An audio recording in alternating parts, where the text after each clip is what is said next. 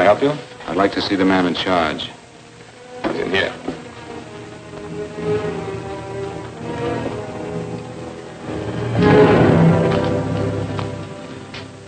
I want to report a murder. Sit down.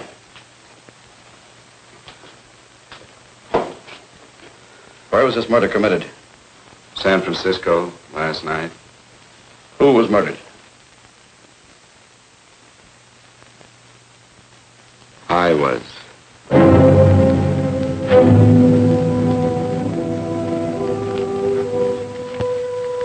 Well, do you want to hear me out or don't you, Captain? I don't have very much time. Your name Bigelow? Frank Bigelow? That's right. Answer the San Francisco APB. Send it direct to Inspector Bannon at Homicide. Tell him we found Frank Bigelow. Go ahead, Mr. Bigelow. Well, this involves some other people, Captain. A number of other people. You tell it any way you like. I live in a little town called Banning out on the desert. It's on the way to Palm Springs. I have a small business there. Paula? Yes, Mr. Bigelow? Give me a copy of Miss Hollis's 48 tax return, will you? Oh, you better get the 47, too. Yes, Mr. Bigelow. I don't think we took any depreciation on that new equipment last year. No, we didn't. I remember you said we could include it all this year. Sure we can. Hey, Frank. Yeah, well. Peterson says he wants a financial statement before he can give me my loan. Hello, Kitty. I will. Well, I'm leaving for San Francisco today, but I'll be back in about a week. I'll take care of it for you then. Sure is a scorcher, isn't it? Well, I've seen him worse. Well, have a nice time, Frank. Yeah, thanks, Will. Oh, why don't you come down to the place and let me give you another permanent? Makes your hair so much easier to manage in all this heat. I can't afford it right now. Maybe next month. Yeah, here it is. No, we didn't take it. Well, we can do it this year. You work it out any way you think best. Have a nice trip, Frank. Sure, Kitty. See you when I get back. Bon voyage.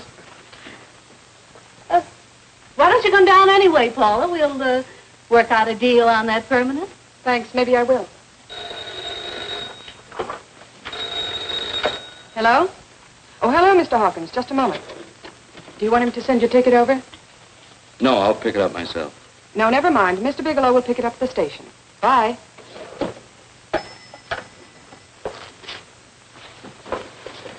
I want to go with you, Frank. Now, Paul, I'm just going on a little vacation. You know that? You want to go without me, don't you? Be gone just a week. And I suppose you've just made up your mind to take this little vacation at 9 o'clock this morning? No, Paul, I meant to tell you about it a few days ago. I guess I forgot. Oh, you forgot. Paula, don't be like that. Don't be like what? You just drop a little announcement that you're going away. Not tomorrow or next week or next month, but today. No explanations, nothing. And I'm supposed to swallow the excuse that you need a little vacation. I just want to get away from town for a few days, that's all. Get away from this town or get away from me. Oh, Paula, please try to understand. How can you ask me to understand anything like this? No, I'm sorry, but I don't understand. Go to San Francisco, but don't expect me to be waiting for you when you get back.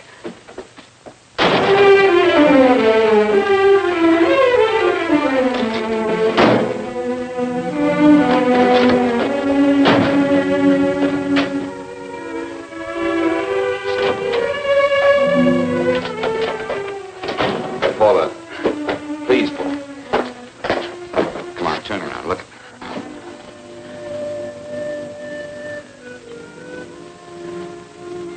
Come here. Why do you do this to me, Frank? Why can't you be honest with me? As honest as I am with you?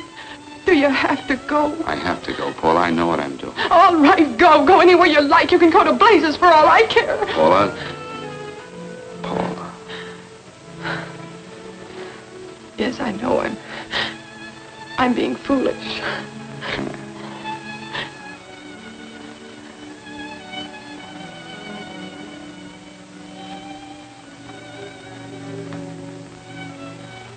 Come on, fix your face. We'll go down to Eddie's and have a drink. All right, why not?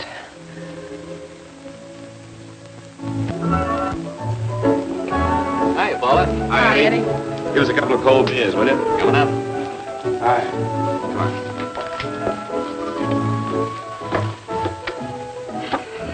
relief. This air conditioning feels good. I sure wish we had it in the office. It'd make working a pleasure. Well, if it stays this hot, don't bother going in the rest of the week. I win 2 races today. How many did you lose? And you would have to ask that. Kind of early for you two, ain't it? Too hot to work. That's what I like to hear.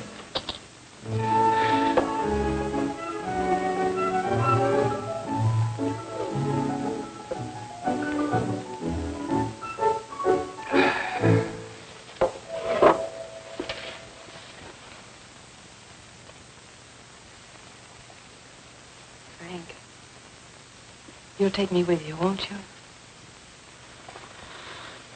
You will, won't you? Or am I crowding you? What do you mean, crowding me? Maybe you do need this week away alone. Maybe we both do. I know what's going on inside of you, Frank. You're just like any other man, only a little more so. You have a feeling of being trapped, hemmed in, and you don't know whether or not you like it. Look, Paula, I'm going to be honest with you. I care too much for you not to be honest with you. I'm as much concerned for your happiness as I am for my own. I know you've had one bad experience, Frank. I know all about it. But you don't know what it can do to two people, Paula. And the woman always gets hurt more than the man. I don't want you to get hurt, darling. More than anything in the world, I don't want you to get hurt.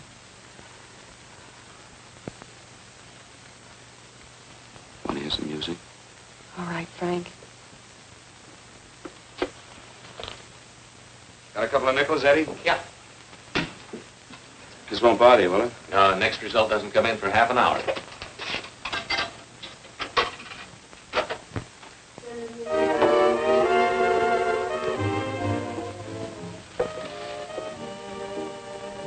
I thought that by now we'd be married. No, I'm not going to crowd you anymore, Frank. Go to San Francisco. I don't like it, but I'm convinced that you must go. I want you to be very sure, Frank. If it's right, and I believe it is, we'll have something really wonderful together. If it isn't, we should both know it as soon as possible. So you see, even if I could stop you, I wouldn't do it now.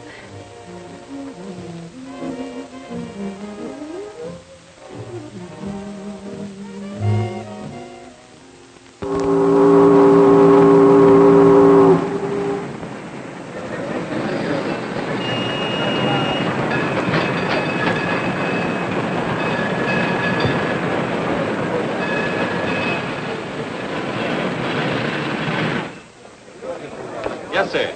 My name is Bigelow. I have a reservation. Yes, sir.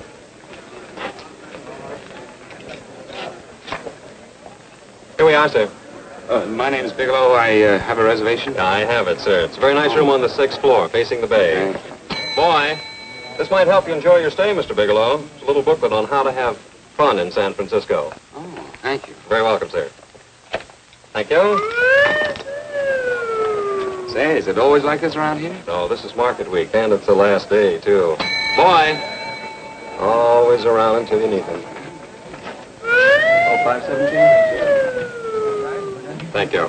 Here's a message for you, Mr. Bigelow. Long-distance call came in about an hour ago from Banning, from a Paula Gibson. Oh, thank you. Very welcome. Show Mr. Bigelow to 618. Right this way, Slide.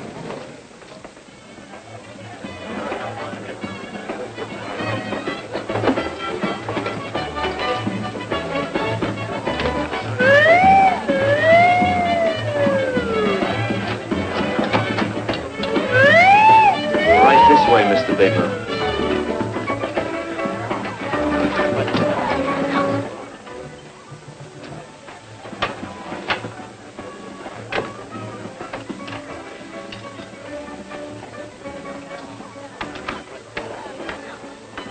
Is there anything else, Mr. Bigelow? Oh, yes, you can get me a dime and hat and a package of razor blades. Yes, sir. Thank you. Oh, and you can leave that door open. Hello, operator. I want to speak to Miss Paula Gibson in Banning, California. Yeah, that's right. No, I'll wait. Hello? Hello, Paula. Oh, hello, Frank. How was the trip? Fine, just fine. Having a miserable time, I hope. Well, I don't know. I just got in. What was that? Market week. The place is crawling with traveling salesmen. You know, Charlie Anderson found out that you went away and he asked me to go out with him. Oh, really? How did he make out? I'm considering it. Is that what you called to tell me? I'll have you know that this call is strictly business, Mr. Bigelow. Did a Mr. Phillips phone you? Eugene Phillips of Los Angeles. No. He will. He phoned the office 3 times today. Said that he wanted to get in touch with you immediately. He said it's most urgent and imperative that he reach you at once. What did he want? I don't know. But he sounded deep, dark, and mysterious and quite agitated about something. Phillips. Have we ever done any business with him? Not unless you've been keeping it a secret from me. I looked through all the accounts. Why didn't you tell him you could reach me here? You know I'm supposed to be on vacation. So you told me. And so I told him, dear heart. But the gentleman didn't seem to respect your temperamental moods the way I do. He was very insistent that he speak to you before it's too late, as he put it. Well, tell him you tried to get in touch with me and I've changed my plans and you can't reach me. He won't talk to me. I told him that I was your confidential secretary, but I guess I didn't sound confidential enough. So I told him that he could reach you there this evening. Well, call him back. If it's as important as he says it is, he'll talk to you. Otherwise, he'll just have to wait until I get home. My, aren't we adamant this evening? All right, shall do. And Frank, Yeah? I don't quite know how to say this. Say what? Well, what I want to say is that there's nothing you can do that you ever have to feel guilty about. Oh. Sure. Thanks, Paula. I'll call you tomorrow. Right.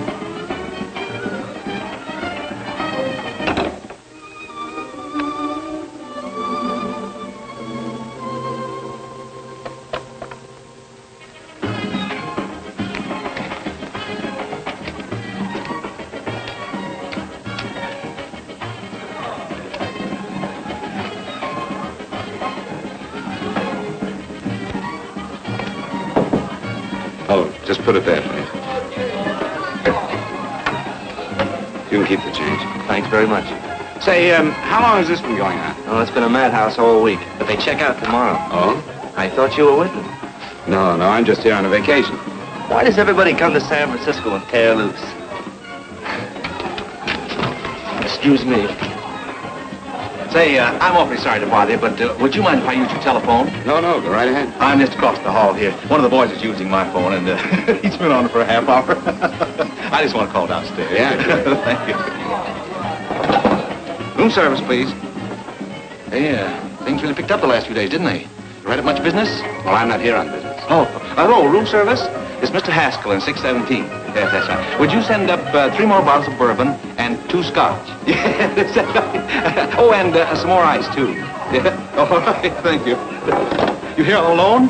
Yes, I just got in town. Well, why don't you join us for a drink? Well, I don't want to barge in on your party. Oh, nonsense. It's not a party. Just a few of the boys entertaining some buyers. You know, the usual thing. A few drinks and some laughs. It's no party. Come on. Well, Come on. All right. I know what it's like to be all alone in a strange city. I'm Sam Haskell. I'm Frank Bigelow. You think some of these guys never been away from home before? Yeah. Hey, quiet down a minute. Hey, will you quiet down a second? I want you to meet Frank Bigelow. Hello. This is Jane Carlisle. Bill Welch. How are you, Mr. Wells? Glad to know you, Bigelow. Jane's the prettiest buyer in San Francisco. Oh, hey, I resent that. You don't think I believe him, Elaine? Well, he spreads that from coast to coast. Oh, gee. But it's good for my morale anyway. I'm George Cantwell. Glad to know you, Mr. Bigelow. Bigelow, yes. Right on much business? He's not here on business. Oh? Well, Well, why don't you get the man a drink before he dies of thirst? how about a little bourbon? Well, that's fine. Bourbon it is. Of course, Mr. Wallace. Yes, Mr. Wallace. But, Mr. Wallace, I'll need at least a week in Cleveland to visit all my accounts. I can't figure on being in Philadelphia until the 17th. Eddie, will you get off the phone? I want you to meet Frank Bigelow. How are you, guys? That's his boss. He's been trying for an hour to get his expense account boosted. Yeah, the way this guy holds on to $1, you'd think they weren't printing them anymore. Yes, Mr. Wallace. I'm leaving here the first thing in the morning. Yes, sir. Oh, keep your hips loose, Harry, like this. Oh, yeah. How's he doing? Oh, there's nothing wrong with Harry's drummer. The 2 years ago, the Murrays wouldn't shoot. Hey, now, wait a minute. I was doing all right there. This is Sue and Harry Brandis. Hello, good to sir. meet Glad you. How are you? Where'd you find her, Sam? On a dance marathon? Oh, perfect. Say, I'll bet you could do the rumba. Well, a little, but I'm kind of rusty. Anything would be an improvement after Harry. Oh, how do you like that? Well, here goes. Hey, you're good. Oh, my wife, she's a good dancer, isn't she, Bigelow? Oh, yeah. Hey, fellas, I thought you were going to show us a good time tonight. Is this doing the town? That's right. We practically bankrupt our stores to buy everything you've got. Then you keep us in this hotel room. I agree. This is my last night to howl before I go back to being a dutiful housewife. Well, it looks like we're stuck, boys. This is where we blow all our commissions in one night. And you're coming with us, Bigelow. Oh, no, thanks. You run along. I've got to get unpacked and have dinner. Oh, no, you're not going to get away from me. Now that I found a man who can dance, I'm going to hang on to it.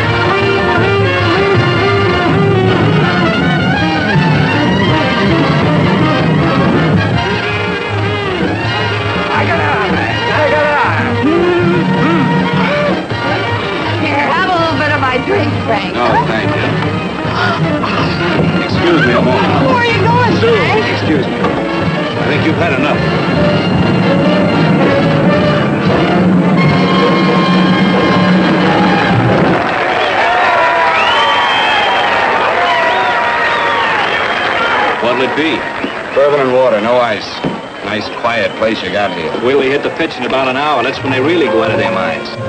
Who's the blonde? Oh, she's one of the chicks that hangs around here. She's jive crazy. Come again? Oh, you ain't hip, pal. Jive crazy means that she goes for this stuff. Just between you and me, I don't get it either, but I gotta listen to it. They're all connoisseurs, music lovers. Me, I like Guy Lombardo. What's the matter with him? Oh, he's flipped. The music's driving him crazy. Come down, Jack. Oh, don't buy me, man. I'm being light. Is the blonde alone? Oh, sure, society. She always comes in alone. Drives a big convertible, wears a mink coat, but knows everybody. But she always comes in alone. Thank you. I wanted to kiss you. I tried to... Give me another blast, Leo. When you... What's your story, Jeannie? Easy.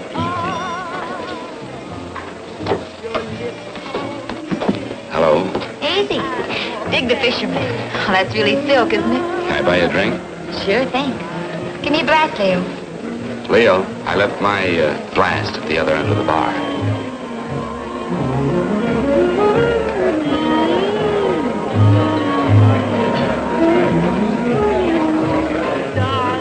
My name's Jeannie. What's yours? Frank? I've never seen you here before, Frank. Well, I've never been here before.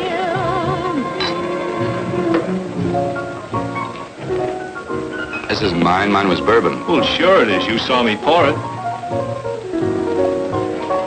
Give me a fresh drink. Anything you say. Oh, listen to that piano. Feel those vibrations. You don't get your kicks out of this, do you? I can live without it. Why do you stay here? I don't know. I bet I know. You're lonely in a big city. Why, you don't have to go into a routine with me. I like good company, too.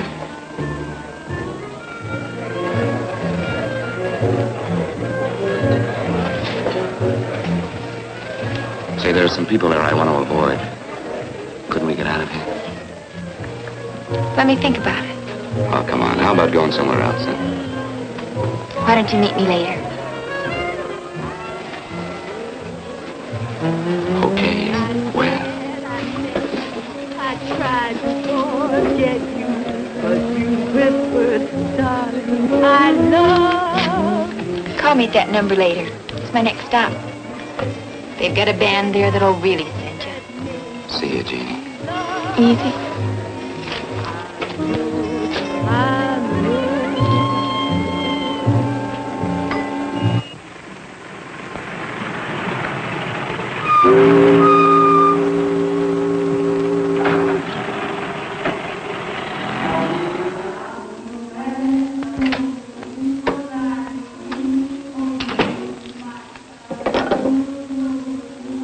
Never mind, operator.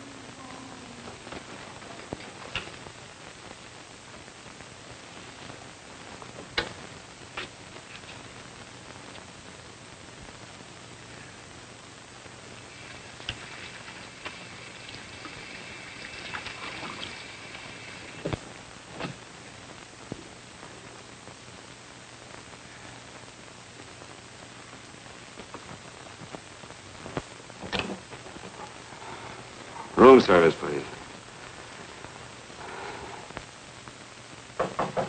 Come in.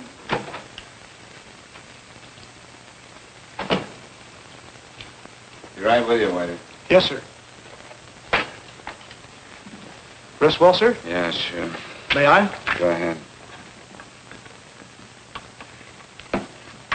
It's on there for you. Thank you, sir. Would you like anything else? Oh, thank you, that's all. Waiter, Yes, sir. take this away. Is there anything wrong, sir? No, just take it away. I don't even want to look at it. Are you all right, sir? Yeah, sure. All right, I just had too big a night, I guess, that's all. Need some fresh air.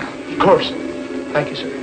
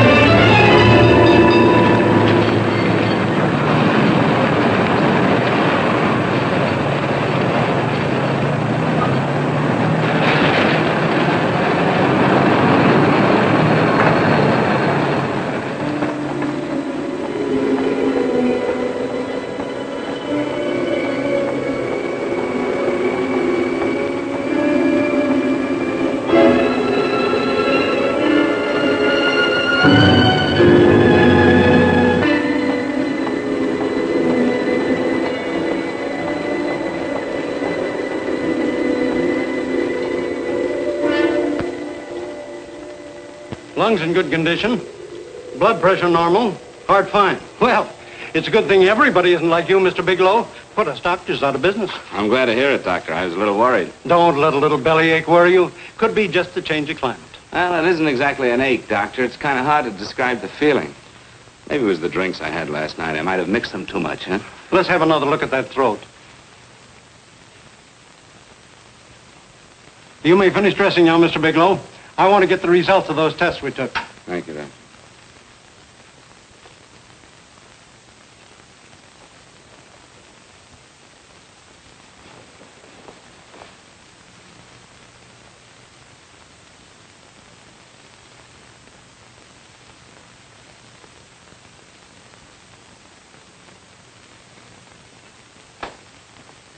Mr. Bigelow, this is Dr. Schaefer. Hello, Doctor. How are you? Sit down, Mr. Bigelow. According to the information you gave Miss Wilson, you're not married, Mr. Bigelow. That's right. Do you have any relatives, family, anyone in San Francisco? No, no one. I don't know a soul in San Francisco. Where is your home? What is this, Doctor? Why all the questions? You're a very sick man, Mr. Bigelow. Sick? But you told me I was in good shape. Yes, I know. But my preliminary examination didn't reveal your true condition. You sound as if it's pretty serious, Doctor. It's extremely serious. I want you to understand that we wouldn't tell you something like this unless we were absolutely certain. Well, of course, of course. You must steel yourself for a shock, Mr. Bigelow. Well, go on, Doctor. What is it you're trying to tell me? Our tests reveal the presence in your body of a luminous toxic matter. What is that exactly? A poison that attacks the vital organs. Poison? We have no alternative but to tell you this. Your system has already absorbed sufficient toxin to prove fatal. I wish there was something that we could do. What do you mean, wish? You mean there's nothing? There is nothing anyone can do. This is one of the few poisons of its type for which there is no antidote. Well, this is fantastic. This is the most ridiculous thing. You don't have very long. What do you mean? A day, possibly a week, 2 weeks at the outside. It's hard to say exactly. Well, this is impossible. I don't believe it. You've made a mistake. That's it. It could be a mistake, couldn't it? You have made a mistake, haven't you? Answer me. Dr. Schaefer is an authority on toxicology. Been no mistake, Mr. Bigelow. Do you realize what you're saying? Well, you're telling me that I'm dead. Do you think you can explain my life away in just a few words? Why, I don't even know who you are. Why should I believe you? You must calm yourself, Mr. Bigelow. We want to offer you every assistance that we... Assistance? Who wants your assistance? Who wants anything from you? You're nothing but a couple of phonies. Why, I think you're crazy. That's it. You're crazy. The both of you. You're crazy.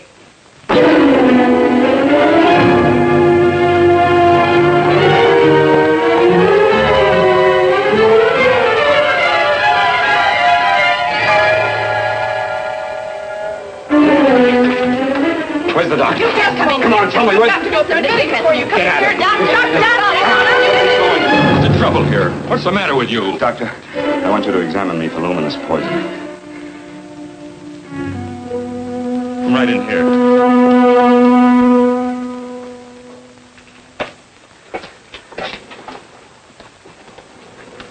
Yeah, you've got it all right. Your system has already absorbed it. Are you sure, Doctor? Are you absolutely certain? Couldn't there be some mistake?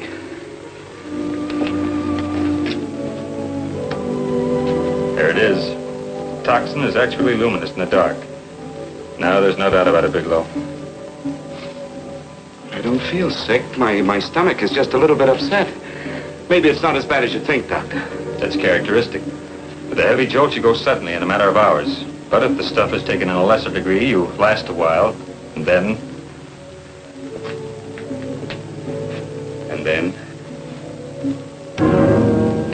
Give it to me straight, Doctor. Well, a number of things are involved. The systemic condition of the individual, the amount consumed, exertion. Yes? You won't feel too badly for a while. Then it will happen suddenly. A day, 2 days, a week at the most.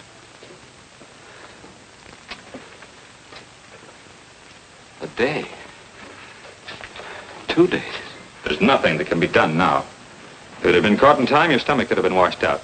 But you've had it in you for some time now. For at least 12 hours, haven't you, Bigelow? I don't know. You don't know? No. Don't you know how you got it? No. This is no accident. Somebody knew how to handle that stuff. That wax is tasteless and odorless. The amount of alcohol in your body, you must have got it in liquor. I was drinking last night.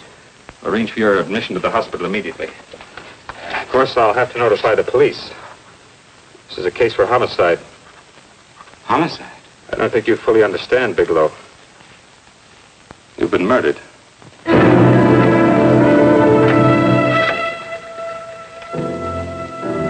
Get me police headquarters, please.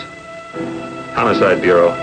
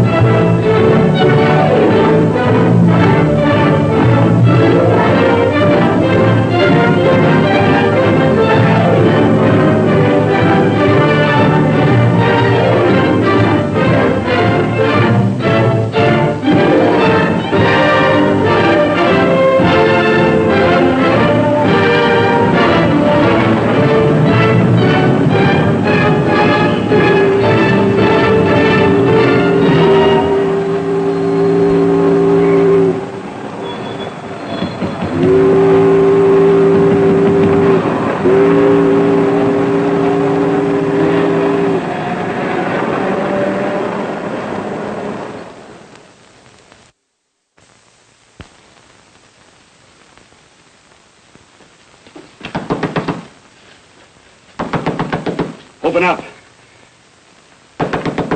Open this door, I tell you. Open it up or I'll break it down. Where are those men? Where are those men who were here last night? I don't know. There are no men here. Please go away. Don't lie to me. Where are they? Mister, this lady just checked in. Those men aren't here no longer. They checked out the hotel early this morning. Checked out? Please go away. I'm sorry. I'm terribly sorry.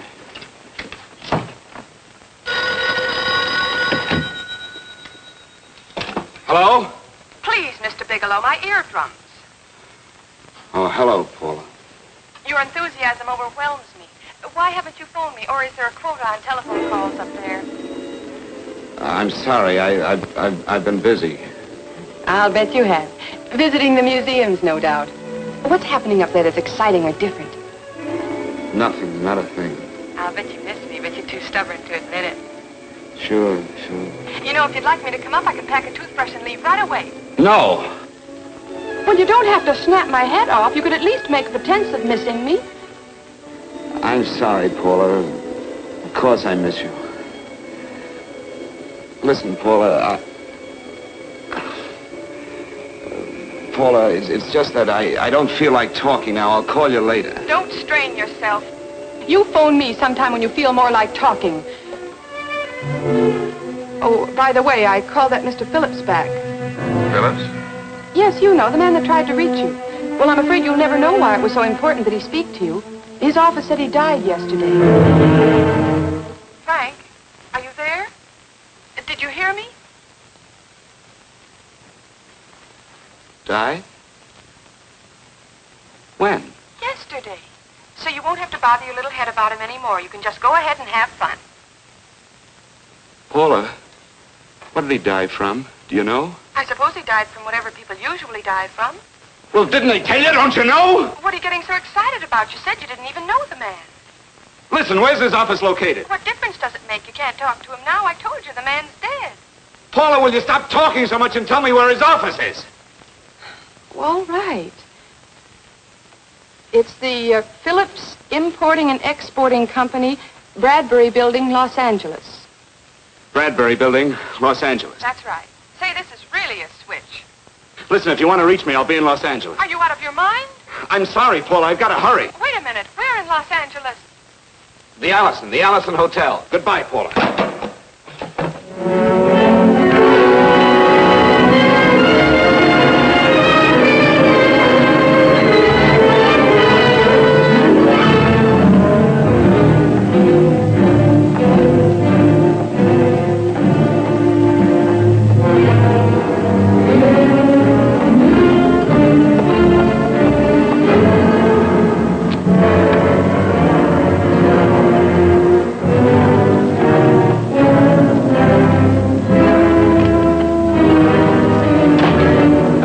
Someone in charge here. What is it in regard Well, it's to? a personal matter. It's quite urgent.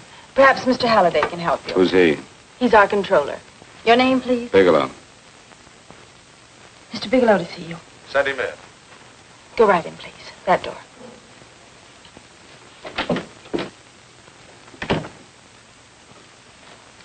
Mr. Bigelow? How are you, Mr. Halliday? What can I do for you? Well, Mr. Phillips phoned my office several times yesterday. I'd like to find out what it's all about. You know Mr. Phillips died yesterday? Yes, I know. Well, I don't understand. If he phoned you, didn't he tell you what it was about? Well, he didn't speak to me. I wasn't in my office at the time, and he wouldn't tell my secretary. I'm afraid I can't be of much help, Mr. Bigelow. I've no idea why Mr. Phillips tried to reach you. I'm sorry you had to make the trip for nothing. How do you know I made a trip? I didn't say anything about making a trip. I merely said he phoned my office. My office could be here in Los Angeles. Miss Foster, Yes? didn't you mention something yesterday about Mr. Phillips speaking with Mr. Bigelow in San Francisco? I said that he had phoned Mr. Bigelow's office in Banning, but that Mr. Bigelow was staying at the St. Francis Hotel in San Francisco. I'm sorry you misunderstood me. Do you know why Mr. Phillips called? No, I don't. All right, thank you, Miss Foster. You can understand that we've been somewhat upset around here. Now, if you don't mind,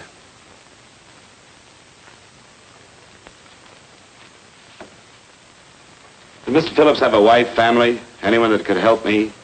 you can't intrude on people at a time like this just to satisfy some curiosity. It isn't just curiosity. Then I suggest you wait a week or so. I can't wait. Well, I'm sorry you'll have to. Well, there's always a phone book.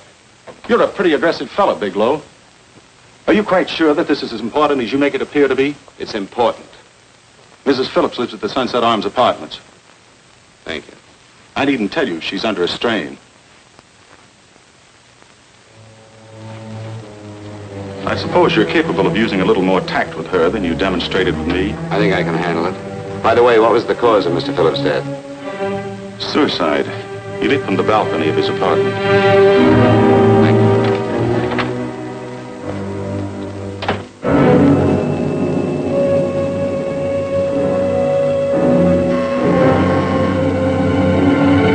Come in, Mr. Bigelow.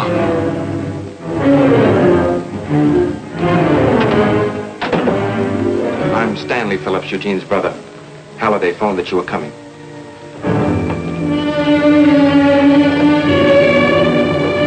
This is my sister-in-law, Mrs. Phillips.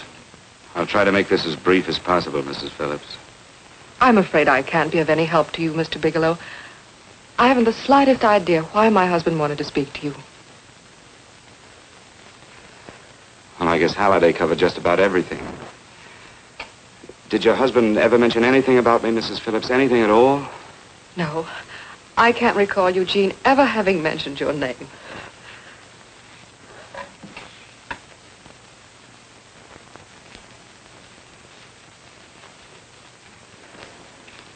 I hate to ask you this, Mrs. Phillips, but it's of vital importance to me. Do you know why your husband committed suicide? Oh. You're certainly not the most diplomatic person in the world, are you, Bigelow? Were you a friend of my brother's? I never met him.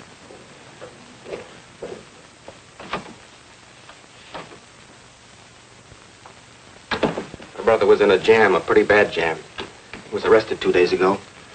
He sold some iridium to a dealer by the name of Majak. It's a very rare metal, very costly. Anyway, the iridium turned out to be stolen. He was released on bail yesterday, but he faced a pretty stiff prison term. And have committed suicide for less. Yes, I know. That's how the police feel about it. What puzzles me, though, is this crooked deal. Knowing Eugene, you wouldn't say he's the type of man to be mixed up in anything like that, now would you? I told you I never met him. That's right, so you did. Now, what's this all got to do with you, Bigelow? I don't know. Let's come clean with each other, Bigelow. Surely you must have some idea why my brother was so desperate to contact you. I have no idea. That's odd. Then how could it be of such vital importance to you?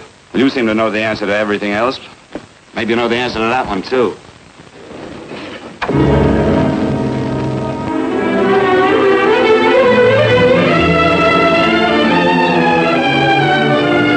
There's a message here for you to call operator 82 at Banning. Oh, thank you. Show Mr. Bigelow to room 821. Say, would you have the operator put this call through to my room right away? I'll take it up there. Thank you. Hello, operator. Here, I'll call you if I need anything. Thank you, sir. Hello, Paula? Well, Sinbad, I'd just about given you up for lost. Do you mind telling me just why you rushed down to Los Angeles? I can't explain it to you just now, Paula. I just can't explain it. What's going on, Frank? You don't even sound like yourself. Well, I'm just a little tired, Paula, that's all. But I miss you. Oh, Frank. I can't tell you how good it is to hear you say that. And here I was worrying that I'd lost my charm. When are you coming home, Frank?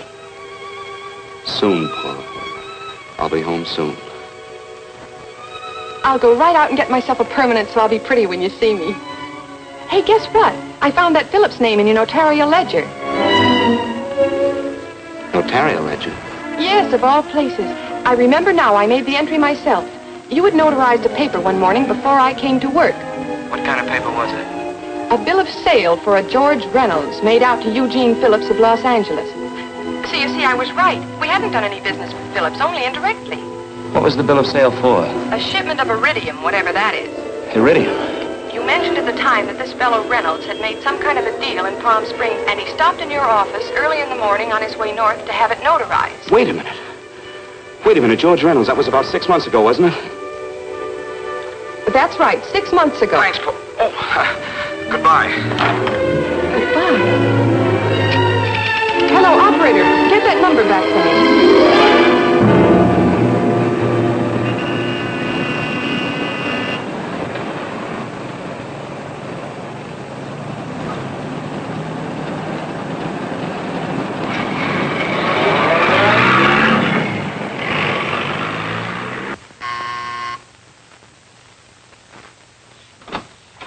I've got to talk to you, Mrs. Phillips.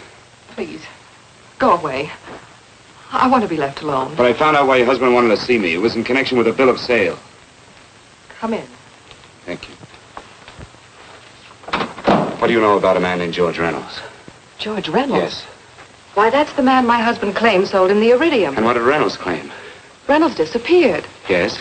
About 2 months ago, my husband grew suspicious that something was wrong. Since then, he tried in every way to locate Reynolds, but could find no trace of him. But I don't get it. Your husband could have proved he made a legitimate deal by showing the bill of sale he got from Reynolds. Then there was a bill of sale? Yes, of course there was. My husband swore there was, but at the time of his arrest, he couldn't find it. It was mysteriously missing. Well, then, if your husband could have shown proof, it would have been George Reynolds who would have faced the prison term. Eugene was convinced that Reynolds had stolen the bill of sale. He was the only one who had reason to eliminate evidence of the transaction. Thank you, Mrs. you've been very helpful. Oh, if you'd only come sooner, Mr. Bigelow. My husband might be alive today. I know.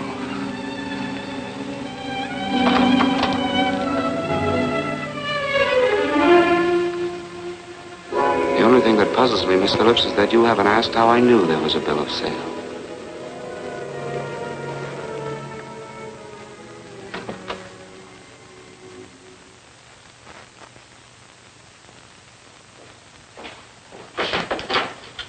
Mr. Holliday isn't in. He should be back shortly.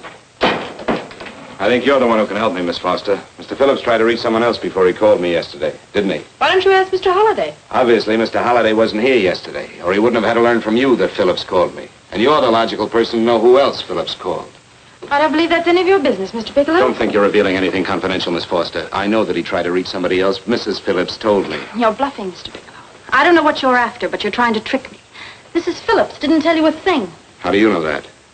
Mrs. Phillips knows nothing about it. She doesn't. Well, why wouldn't she? Wait a minute. I was talking about George Reynolds. Who did you think I meant? Just who is it that Mrs. Phillips doesn't know I about? told you before, that's none of your business. All right, young lady, I'm going to give it to you straight. Phillips was murdered. Murdered? I don't believe you. He told me because he needed me to clear him. Phillips was innocent. Innocent men don't have to jump out of windows. Murdered? Just who are you trying to protect, Miss Foster? Why are you so afraid to tell the truth? I'm not protecting anybody. I haven't any more to say. All right, young, listen to me. This thing is going to explode wide open.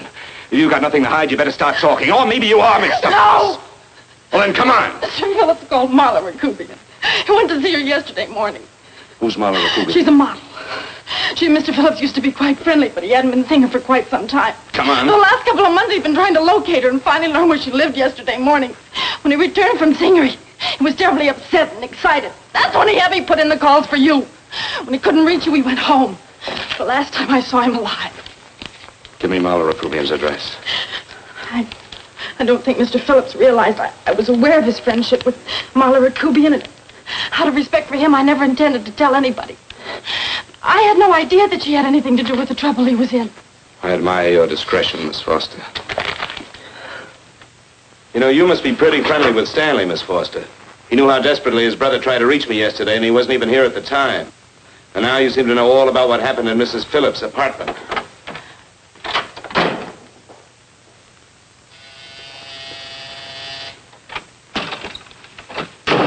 Miss Rakubian? Yes? What do you want? Get out of here or I'll call the Go police. ahead, call him. Oh, go ahead, call him. Going on a trip, huh?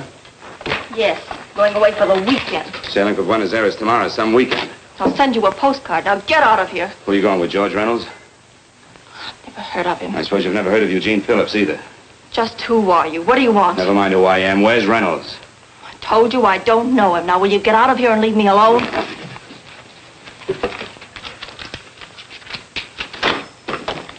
So you never heard of George Reynolds, huh? And don't try to tell me that this isn't him because I've seen him. If you think you can scare me, you're crazy. Look, I know that Phillips came here yesterday. And right after he left, he was pushed out of a 6-story window. Pushed? Phillips committed suicide. Your playmate Reynolds murdered Phillips. And then he went up to San Francisco to get me. Because I knew about a certain bill of sale. I don't know what you're talking about. You're in this right up to your pretty little neck. I'm not mixed up in anything. Get your hands up.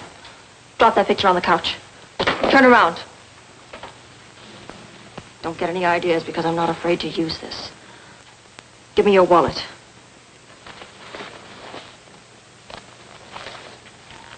Frank Bigelow, Hotel Alex. All right, now where's Reynolds? I don't know. I don't know where he is. Is that what you told Phillips yesterday? I told him exactly what I'm telling you. I haven't heard from him in months. Yeah? You're mighty careful of the picture of a man you haven't heard from in months. What does the Ray stand for? It was a pet name. Do you mind? Oh, sounds very cozy, Miss Rakubian. You and Reynolds call each other pet names while you make a sucker out of Phillips. Phillips made the deal because he wanted it. Yeah? I'll bet you weren't above using what it takes to help make him want it.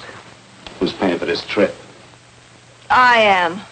Really? A first-class trip to Buenos Aires on a model salary. Don't make me laugh. Since you and Reynolds aren't seeing each other anymore, you don't mind if I keep this to you. If I were a man, I'd punch your dirty face in. You know, I really believe you would. Oh, I almost forgot. Your tickets. Don't be surprised if I'm there to see you off.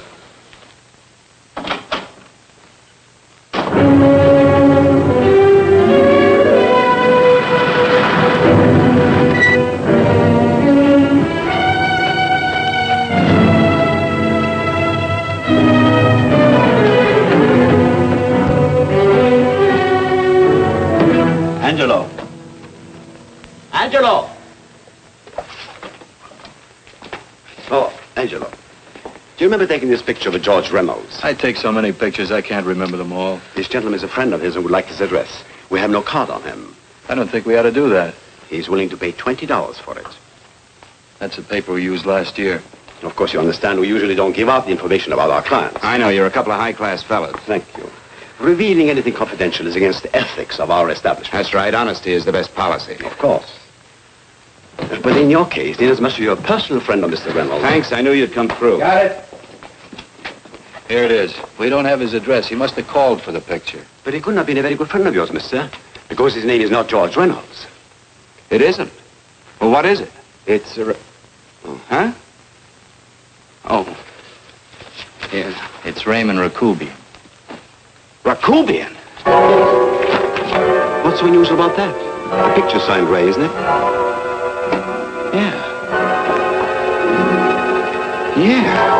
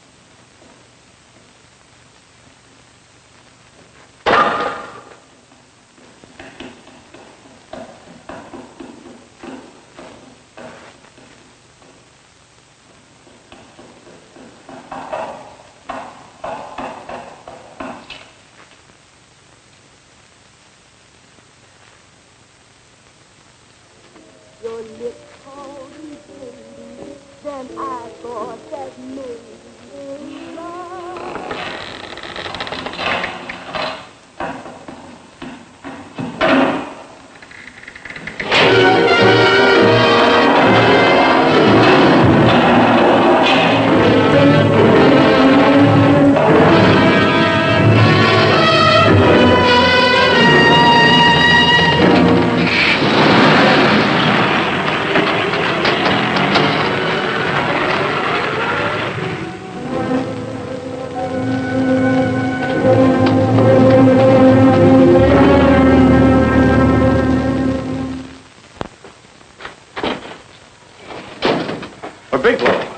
Are you all right? Can I get you anything? No, thanks. Do you know this man? No. No, I don't think so. Are you sure you've never seen him? I'm quite sure. Does the name Raymond Rakubian mean anything to you? No, I never heard of him. Why? He also uses the name George Reynolds. This is Reynolds? That's right. Well, where can we find him? That's what I want to know. Tell me something, Halliday. You're the controller here. How come you didn't know about that bill of sale? Phillips made that deal before I came to work here. Yeah, but you still keep records, don't you? For some reason, which is none of my business, Phillips preferred to keep that among his personal papers. Now, does that answer your question? You came in here today asking for some information that you needed, and I tried to be as cooperative as I could. But now you're beginning to annoy me. So get out before I throw you out.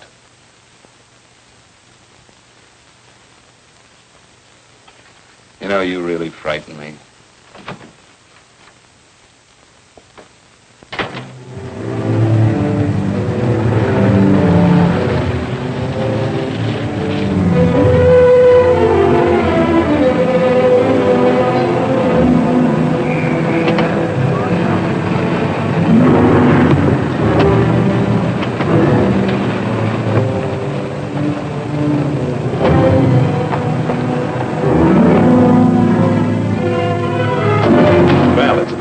showed up, Bigelow. Go ahead, Dave.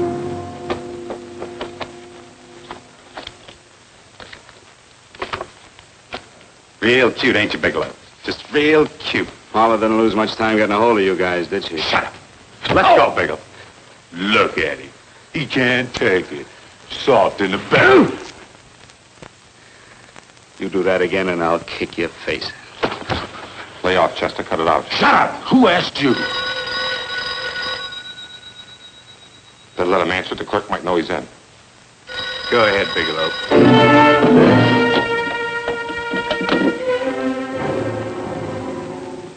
Hello? Frank, why did you hang up on me? I've been trying to get you for hours. I'm sorry, Paula. I was in a hurry.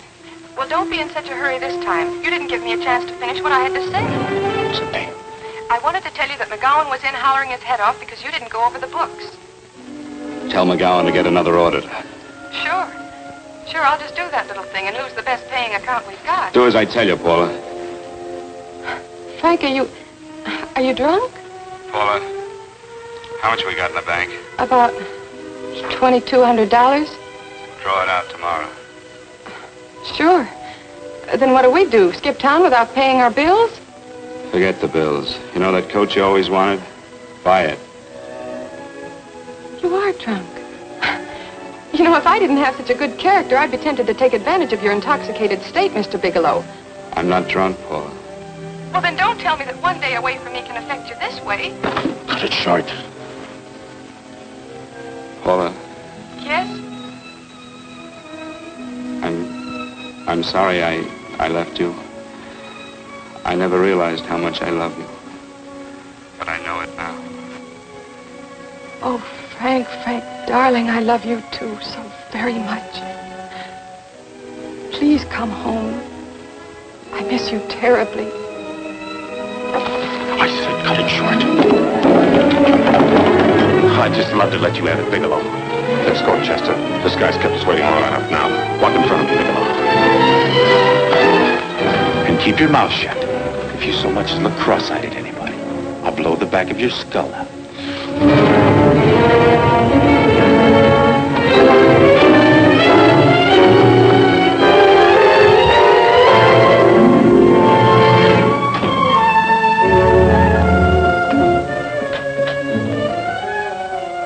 Bigelow's real cute. He wanted to get tough with Chester. He don't know Chester. Did you get the picture? Don't I always get what Mr. Majak sends me after? Majak? That's right. I'm the dealer who bought the iridium from Phillips. I get it. You have Rakubian unload stolen stuff on Phillips with the help of Marla here, and then you buy it back from him. Oh, you certainly made a sucker out of Phillips. What is it, Mr. Bigelow? Exactly what is on your mind? I'm looking for Raymond Rakubian. What? Well, now, Marla here has told you everything else. I'm sure she must have told you that, too. You don't expect me to believe this conversation. So, what is on your mind? I mean, underneath. You forced your way into my affairs, and now I want to know why. I just told you. I'm looking for Raymond Rakubian. Don't get cute. I'm just itching to work you over. Soft in the belly. Can't take it. See what I tell you?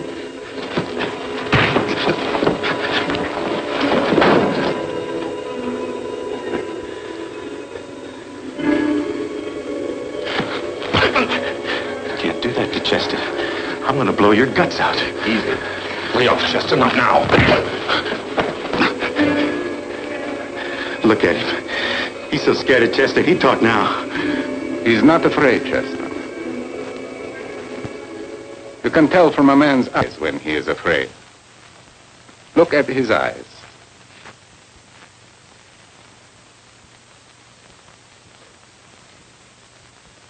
Oh!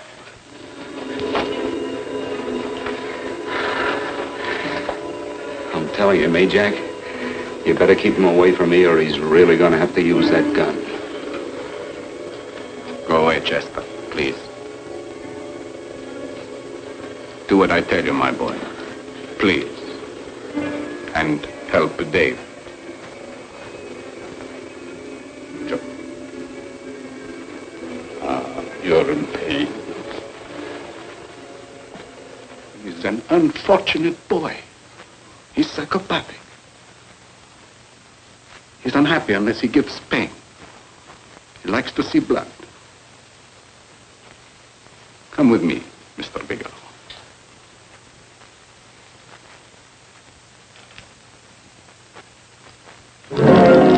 Raymond Rakubian was my nephew. He could not possibly have tried to kill you. He's been dead 5 months.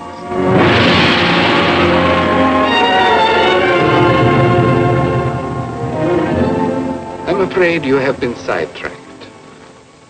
Provided it is true that somebody made an attempt on your life. Somebody made an attempt again today. I had no reason to kill you, believe me. What do you mean you had no reason? I notarized a certain bill of sale. You notarized the bill of sale for Reynolds, not Rakubian. What I told you was true. I had no reason to kill you. That's a closet, Mr. Bigelow. And under other circumstances, you could go home now. But now you present a problem. You know too much, and I am in danger. Chester! Suppose I were able to prove to you that I only want to find the person who tried to kill me. And I won't cause you any trouble. You know I can go to jail for 10 years for this little business. 10 years. At my age, that's my life. That means my entire life. With my life, I do not take chances. I am sorry, believe me. You want Joe to go with you? No. Just Bigelow and me. And baby Meg's three. But Major... Goodbye, Mr. Bigelow, and forgive me. Let's go, Bigelow. I guess you won't be there to see me off.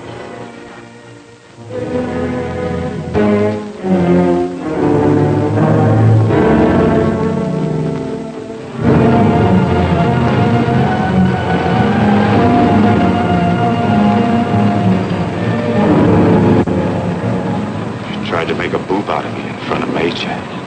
You shouldn't have done that, Bigelow. I don't like that. I'm going to enjoy this, Bigelow. I've done jobs like this before. I knocked off guys I could like. But I don't like you, Bigelow. I never liked that puss of yours from the minute I seen it. Yeah. I'm going to enjoy this.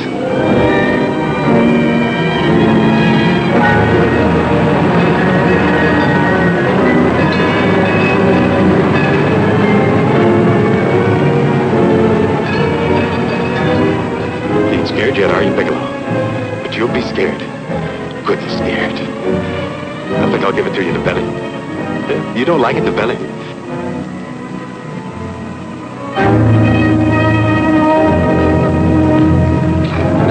Good.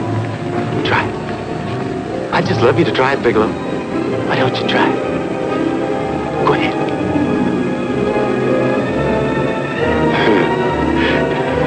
Didn't have the nerve, did you, Bigelow? I think I'll give it to you right in the belly.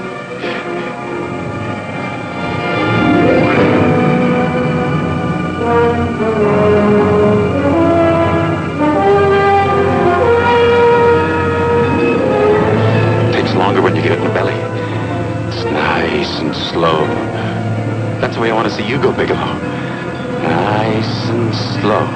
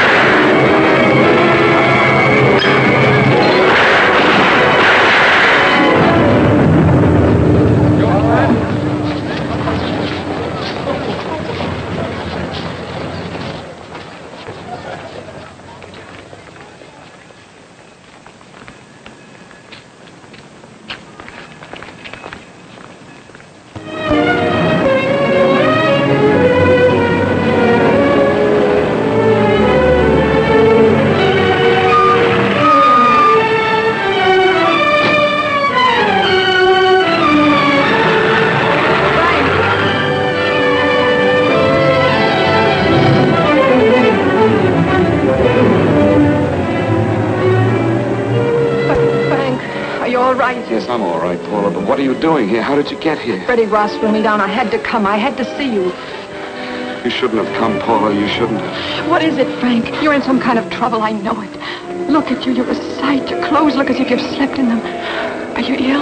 You are. You're feverish. I'm all right, Paula, and I'm not in any trouble, believe me. You're lying, Frank. Right after I spoke to you, I got a phone call from the San Francisco police. They asked if I knew where you were. You didn't tell them anything, did you? Of course not. It was the homicide detective that called. What is it, Frank? If you're in any kind of trouble, you certainly can trust me. Look, I'm not in any trouble with the police, Paula, believe me. But you can't stay here. You've got to go back to Banning right away. No, I won't go, Frank. I won't. I'm staying here with you. Paula, it's better that you go back, believe me. Why? What's this all about? What have you got to do with this Phillips and Reynolds? Phillips was murdered. What could that possibly have to do with you? All you did was notarize a paper. You've notarized hundreds of papers. I know. All I did was notarize one little paper out of hundreds. Frank, you frighten me. You don't even act like yourself. I know that you're in trouble, that something is wrong, that you're in serious trouble. You frighten me, Frank. Oh, don't be frightened, Paula. Don't ever be frightened of anything again. Will you promise me that? I love you so much, darling. More than you seem able to understand. Oh. I never really knew happiness until I loved you. Sometimes when I used to be afraid that you weren't sure how you felt, I tried to hold back, but I couldn't. Losing you would have been losing everything. There would have been nothing left. Don't, Paula, don't. Now I'm afraid again. Somehow I feel that I'm going to lose you, but there's nothing I can do about it. I feel so helpless. You're leaving me out of something. Tell me, Frank, what is it? Give me a chance to fight back. Just give me a chance, please. You do love me, don't you? Oh, yes, Paula, I love you. I never was more certain of anything in my life. I wasn't sure before. I was a little blind, I guess, but believe me, I'm sure now. Can you understand that, Paula? I understand. A man can be like that, Paula. Something has to happen. It can be a big thing or a little thing, but it can make him realize how much someone means to him, how much he really loves her. Oh, and I love you, Paula. More than I ever thought it possible to love anyone in the world, I love you. Then why won't you tell me about this trouble you're in? Why won't you try to let me help you? You can't help me, Paula. You don't want my help. Oh, Paula, there's nothing you can do. Will you believe me? So will you please go home, please? No, Frank. I won't go. I know you're in trouble. I can't leave you like this. All right, Paula, look, wait for me in the lobby of the hotel, and I'll be back for you soon, I promise. You promise? You're yes, sure? Paula, I promise. Is that a new outfit? Yes. Oh, it's beautiful.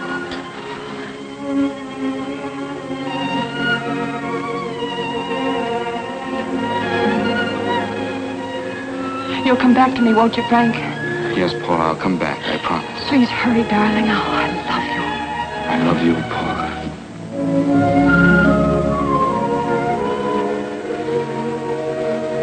Goodbye, Paula.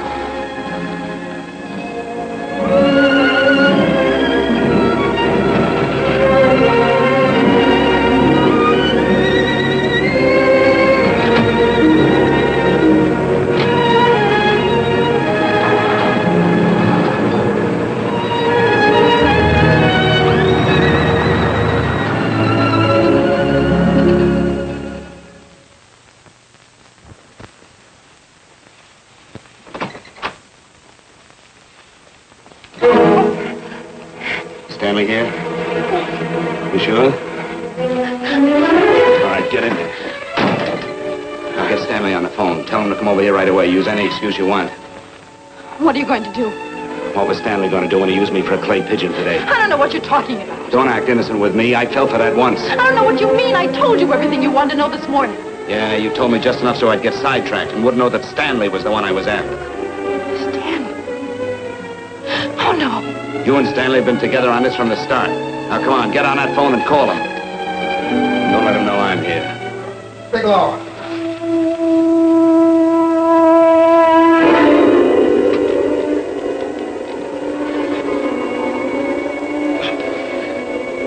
You've been sidetracked, all right.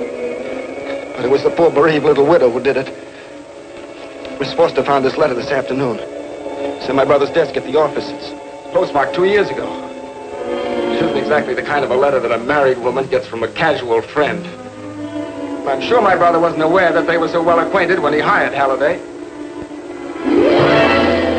What's the matter with him? He hasn't felt right since dinner.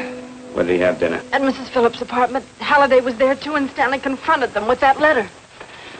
Did you have anything to drink? Yes, why? How long ago? Half an hour ago, just before I came here. Miss Foster, get on the phone, call the emergency hospital. Have them get an ambulance over here right away. What? Tell them to prepare a stomach wash for luminous poisoning. Luminous poisoning? Go on, do what I tell you. You may still have a chance to save his life.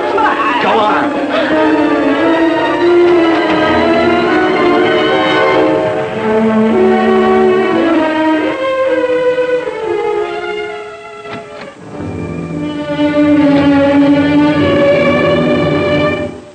I found George Reynolds, Mrs. Phillips. He's been dead for 5 months. And he didn't steal the bill of sale. No, he didn't. But you could have stolen it. How dare you? You knew who I was when I came here today. But you were surprised to see me alive, weren't you? But I'm not alive, Mrs. Phillips. Sure, I can stand here and talk to you. I can breathe and I can move. But I'm not alive. Because I did take that poison. And nothing can save me. What are you going to do? I kill you now, I have nothing to lose. No, you've got to listen to me. You've got to give me a chance. But I didn't have a chance. It was Halliday. Believe me, it was Halliday. He made me steal the bill of sale. He planned everything. What about this letter? Your husband knew about you and Halliday. He found it only yesterday. He accused Halliday. They fought, and Halliday pushed him over this balcony. And why me? Why did he want to kill me? Because you could have proved there was a bill of sale, that my husband had no reason to commit suicide. Halliday was desperate. After he killed my husband, he found out about the phone calls to you. He thought you spoke to him, that you knew enough to involve him.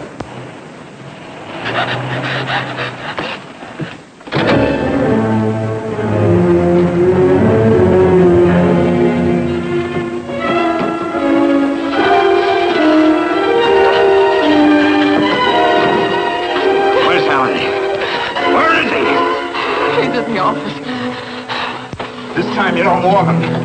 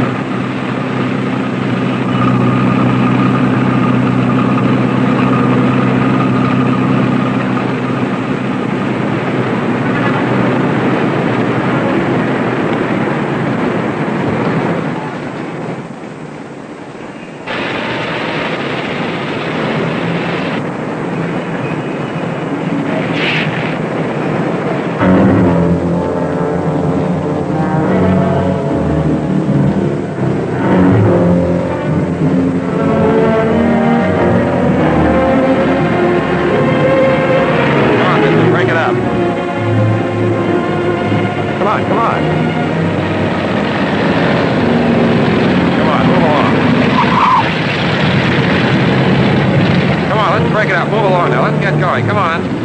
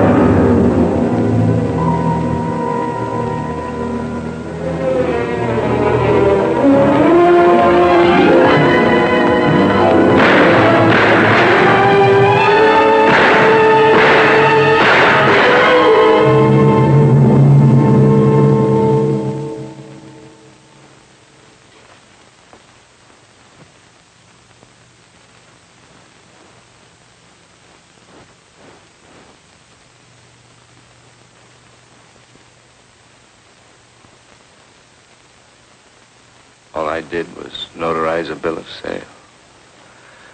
But that piece of paper could have proven that Phillips didn't commit suicide. He was murdered. And that's why Halliday poisoned me.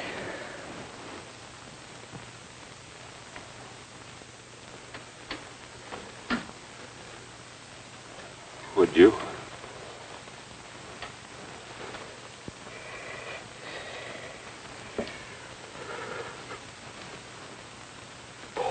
Paula.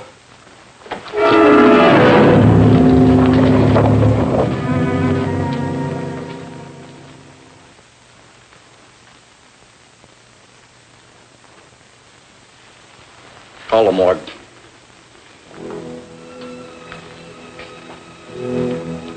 Johnson, you go to the Allison Hotel, find Paula Gibson. Don't tell her anything. I'll break it to her.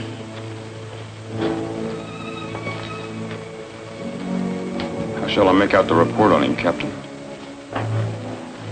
Better make it dead on arrival.